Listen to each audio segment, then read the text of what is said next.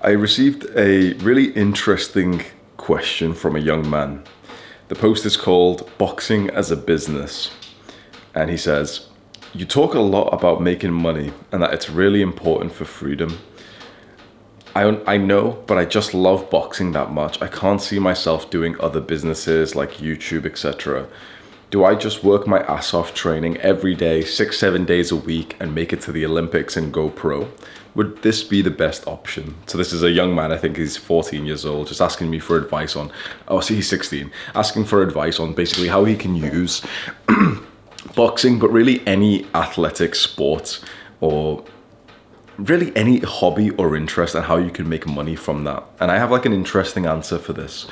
There's two routes that you can go down to make money, let's say from a sport. One of them is that you get really good at the sport and then you go pro, and you get paid for showing up and for playing the sport. So you are so good that you impress, I don't know too much, but like the coach that you have, and then you do a bunch of amateur fights, then you do really well in there, and then you get pushed to go pro, and then you fight someone who's actually big, and that's where the reward money starts coming in. If you win in this fight, you get $7,000, you get $10,000, and then you have the chance to go up and up and up, and hopefully then you can start to fight people where you could make $100,000 per fight or even more. This is basically how people have made money from sports for like all of human history, is like just be good at it. Recently, people are realizing this isn't good enough. This is like a level 1 opportunity. One of the things you have to bear in mind is this is extremely difficult. You have to this is a point where I have to lower your ego a little bit, because usually I love to say to a young man, come on, act with confidence, be a little bit full of yourself, because that's how you end up creating success in life. But one of the things you've got to know is when you're going into some kind of competitive sport, you're not surrounded by the 90% of human beings anymore who are all complacent in life, who are all doing bad habits. The moment that you put yourself in the ring, even in an amateur fight, that other guy hasn't drank alcohol for months, if not even longer. That other guy's been training hard. So what I'm saying is, when you start to compete in a sport, you're no longer competing against 90% of men. You're competing against the few percent of men who are already working hard, who are already disciplined, who are already meditating, doing cold showers. They're already stretching first thing in the morning, waking up at 5 a.m. They've all got 6-packs. Now it's harder to compete against these guys. Now you might still have that ego and say, oh, well, I could become the best in the world. Yeah, I'm sure you could, bro, I'm sure. But there's actually a better way to make more money and maybe even have more fulfillments. And it's not to be a slave to basically need to perform extremely well. And if I'm honest to you, making money from sports this way of just being really good at the sport is incredibly outdated, inefficient, and ineffective. Because what person, think to yourself right now, tell me an athlete who makes a fuck ton of money from just being good at the sport.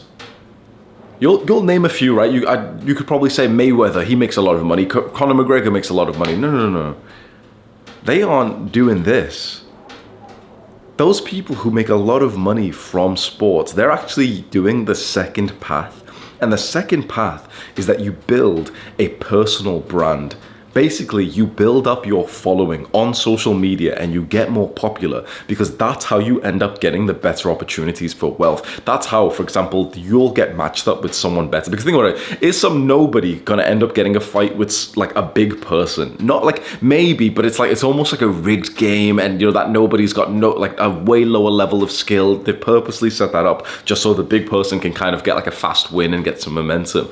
But basically, most of the money in sports is made when two people who are famous fight each other. It's never some random nobody that fighting the big guy, because the promoters don't want to risk that. They don't want a big guy to end up losing his position. So you just have to build a personal brand alongside your sport.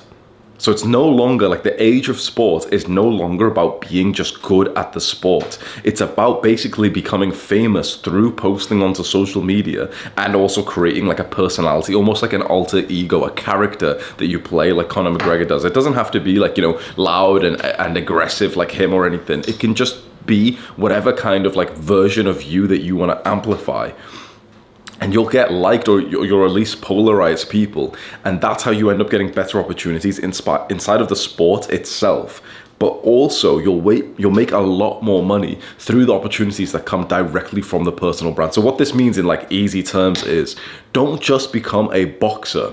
Become a boxer who's got a big Instagram or YouTube or TikTok following, because you'll make a fuck ton more money. If you've got 100,000 followers on YouTube, you will get so many more opportunities inside of boxing than if you just were like some random good boxer from some like random gym somewhere in the world. The thing is, there's lots of good boxers. There's hundreds of thousands of like really good boxers, like, you know, like 17-year-old who's been training hard, and he makes literally fucking $0 from his entire boxing career till he gets demotivated and has to get a real full-time job. Basically, it's so unlikely that you will get so good at boxing and so much success at just being good at the sport that you'll make enough money, which means that eventually you'll have to go and work full-time in some random shitty job that you don't like. And that's the killer of guys who want to get into like professional sports. They have to go spend most of their time just working some shit job they don't like, just so they can afford to, like, you know, pay for bills, pay for their coach and everything. So rather, instead, like, you know this now, that you've got to make money eventually, instead of being open to just working some career, some job,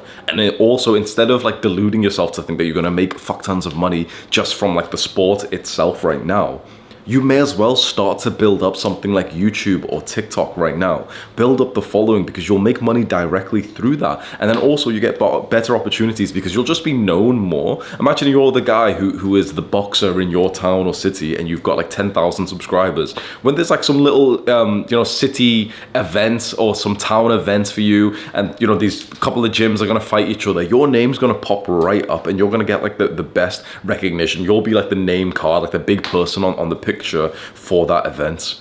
Then not only that, when you actually build up the social media following, then you can make so much more money, because you get brand deals, you get like companies that will pay you to like talk about their energy drink or something. And you can also, if you're a bit more of an entrepreneur, you can make your own product. So you could, for example, this is what my advice would be, is don't be the player, be the coach, be the teacher.